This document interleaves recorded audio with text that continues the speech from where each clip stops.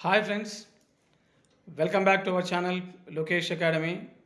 Thank you for all of you for watching my videos. My dear students, wish you happy new year. అందరికీ కూడా నూతన సంవత్సర శుభాకాంక్షలు. Friends, మనం అందరం కూడా ఇప్పుడు 2023 నుంచి 2024లోకి వచ్చేసాం. కొత్త సంవత్సరం నూతన ఉత్సాహంతో మనం ఎంటర్ అయ్యాం.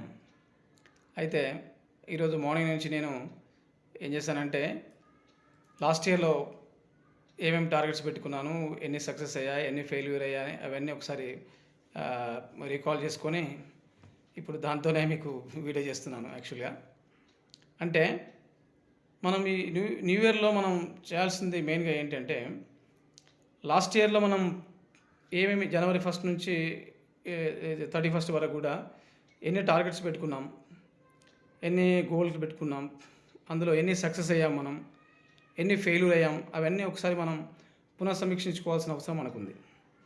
అంటే అవన్నీ రీకాల్ చేసుకోవాలి, అనాలిసిస్ చేసుకోవాలి. ఎందుకు ఫెయిల్ అయ్యాం, ఎక్కడ ఫెయిల్ అయ్యాం, ఒకవేళ ఫెయిల్ అయితే ఫెయిల్యూర్ ఎందుకు అయ్యాం అంటే టైం లేక ఫెయిల్ అయ్యామా, లేకపోతే హార్డ్ వర్క్ లేక ఫెయిల్ అయ్యామా, లేకపోతే ఫైనాన్షియల్ ప్రాబ్లం వల్ల ఫెయిల్ అయ్యామా, లేకపోతే ఇంకేమైనా ప్రాబ్లమ్స్ వల్ల ఫెయిల్ అయ్యామా, ఇవన్నీ ఒకసారి మనం ఆలోచించుకోవాలి. ఇవన్నీ అనాలిసిస్ చేసుకొని మళ్ళీ ఈ ఇయర్లో అవన్నీ ఆ ఇన్పుట్స్ అన్ని మనం అందించి దాన్ని ఒక ప్లానింగ్గా సక్సెస్ అవ్వాలి.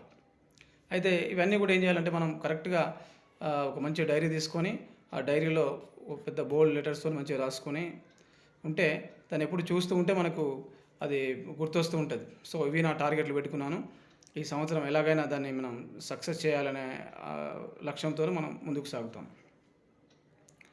సెకండ్ పాయింట్ ఏంటంటే, ప్రతి ఒక్కరు కూడా ఏదో కొంత మిస్ అయి ఉంటారు ఒక లాస్ట్ ఇయర్లో.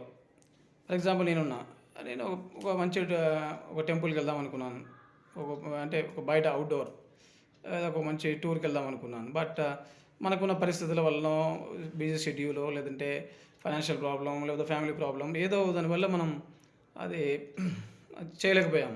కాబట్టి అలాంటివి ఏమైనా మిస్ అయి ఉంటే వాటిని మనం ఈ సంవత్సరం మన లైఫ్లో ఒక పార్ట్గా దాన్ని కంప్లీట్ చేసుకోవాలి. ఎందుకంటే అది కూడా మనకి ఇంపార్టెంట్, మన మనసుకి.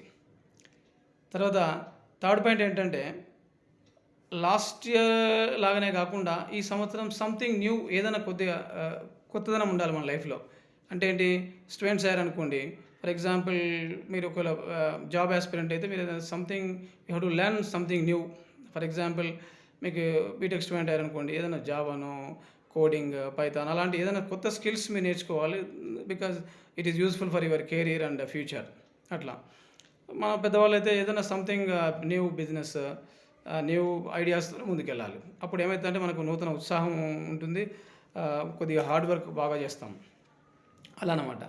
కాబట్టి ఏదైనా ఇవన్నీ కూడా మనం ఒక లాస్ట్ ఇయర్ మొత్తం ఆలోచించుకొని ఒక కరెక్ట్గా ప్లానింగ్తో మంచిగా డైలీ రాసుకొని మనం hard work, commitment, time management ఇవి చేసుకుంటూ మనం ముందుకు సాగిపోతే 100% ఈ 2024 మనది అవుతుంది. అయితే ఏంటంటే చాలామంది 31st రోజు బాగా ఎంజాయ్ చేసి ఫస్ట్ రోజు గుళ్ళకు అటు ఇటు వెళ్ళి తర్వాత మొత్తం మర్చిపోతారు. అంటే లైక్ ఏదో అంటారు తెలుగులో, పండగ రోజు పవిత్రం, ఆ తర్వాత అపవిత్రం లాగా. అంటే పండగ రోజు పవిత్రంగా ఉంటారు, తర్వాత అంతా మర్చిపోతారు, అపవిత్రమే. సో అలా కాకుండా ఈరోజు ఒకటే రోజు మనం అనుకోకుండా ప్రతిరోజు కూడా న్యూ ఇయర్ లానే ఫీల్ అవ్వాలి మనం, అంతే కదా. ప్రతి ఇయర్ కూడా న్యూ ఇయర్ లానే మనం ఫీల్ అవుతూ నూతన ఉత్సాహంతోనే మంచిగా హెల్త్ కాపాడుకుంటూ, health also very important because health is the wealth. Health కాపాడుకుంటూ మంచి